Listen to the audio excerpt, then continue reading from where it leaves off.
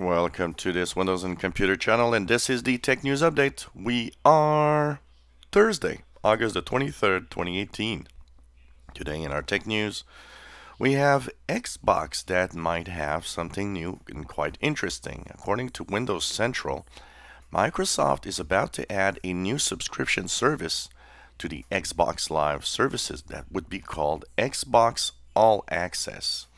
And this is quite interesting because it would actually let you have a Xbox console and splitting the cost over 2 years, a little bit like a contract for your smartphone. And of course, you would have different prices from the low price of about $22 per month to a higher price with better console and better access to games like Xbox Gold and all of that. And that would mean you just subscribe and go home with an Xbox and pay the monthly fee, which is kind of interesting. And actually, you know what? According to what the numbers are, because some prices have come up, it actually doesn't really cost more than just buying it out front. But with the added bonus, you have also subscription services. That would actually maybe have me get an Xbox subscription. So this is going to be interesting. Of course, it's going to roll out to the United States first, and then maybe at some point other parts of the world. WinZip Desktop 32 app is finally joining the Microsoft Store. It uses the, of course, app conversion feature, where it's sending, of course, a regular desktop app to the Microsoft Store, which means it's the same version that you'll have. So if you already have the Desktop 32, you don't really need to go there, but at least it'll be available through the Microsoft Store. A interesting story about app purchases. So, this week we talked about women that were more inclined to spend money in the App Store than men. Well, the same study also points to the fact that iOS users, Apple users, are more inclined to buy apps and in-app purchases also than on Android. So this is kind of interesting also because it's something we knew. It's something that we kind of, already knew for a while, but that study really confirms that Apple users spend more money in the App Store. Well, as we are wet, June, July, August, 3 months, almost 3 months and 2 days after the General Data Protection Rule, or GDPR, in the European Union has rolled out. Well, it seems that first of all, 28% of organizations feel they're not ready yet, which is interesting for 3 months now.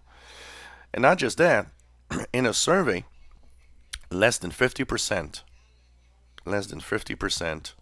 of companies say that they would actually be maybe having problems with a GDPR audit.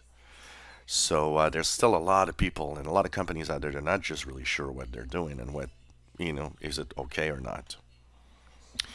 Well, Meltdown, Spectre, and another one called Foreshadow are in the news again because Microsoft updated its Spectre, Meltdown, especially the Spectre microcode that it would have available for Intel. But what's different, first of all, it actually included a new fix called Foreshadow. But also, what's new is that it's starting to push it, and it's been pushing it for the past few weeks. So some of you might have Intel microcode update. I got it through Windows Update yesterday, and we're going to talk a little bit more about this. Well, Linux users, it's going to be interesting for you guys, as the Steam Play service, or the Steam Play for Linux, will let you soon pretty much play any Windows games on Linux. So this is going to be interesting, and if you have a Linux machine and been wanting to play some of the Windows games through Steam, apparently it's going to work. Sticky Notes is getting an update to 3.0. Sorry if my voice sounds a little weird, but I'm just kind of getting back from a cold, and I still have a little bit of difficulty with my voice. So Microsoft is teasing a new Sticky Notes 3.0 that will be coming to the Windows 10 platform soon. With Dark Theme formatting bar, but now it seems that Notes will also be able to sync between devices. So this is going to be interesting to see this new version of Sticky Notes. A new version of Google Chrome is coming on September 4th. That will be Chrome 69.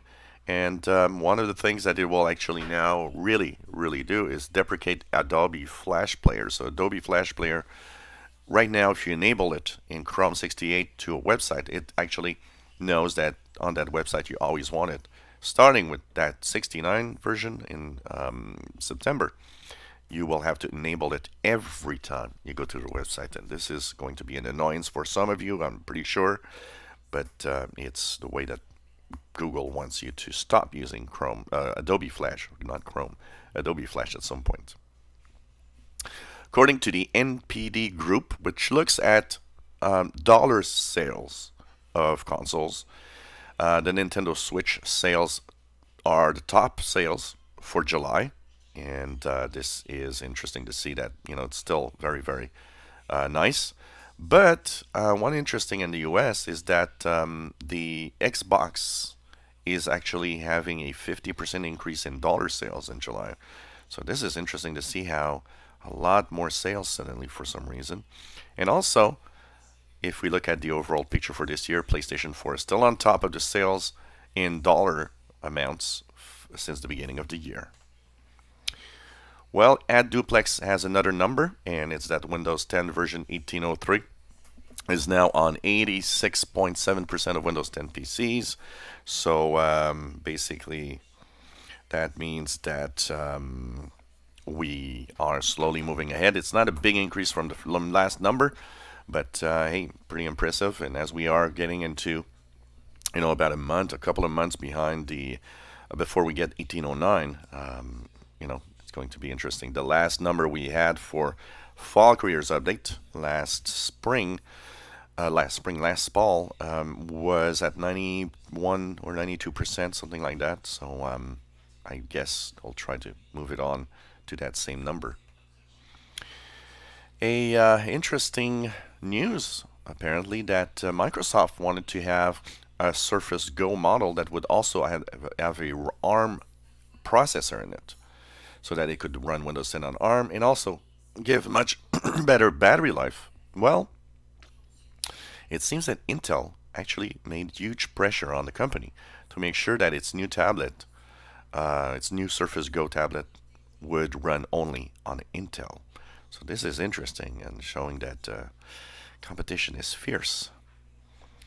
And finally, it's interesting, but it's a moment where you usually don't have you're not being paid or anything, but it seems that 51% of employees will actually take calls and even emails from work while they're on their commute.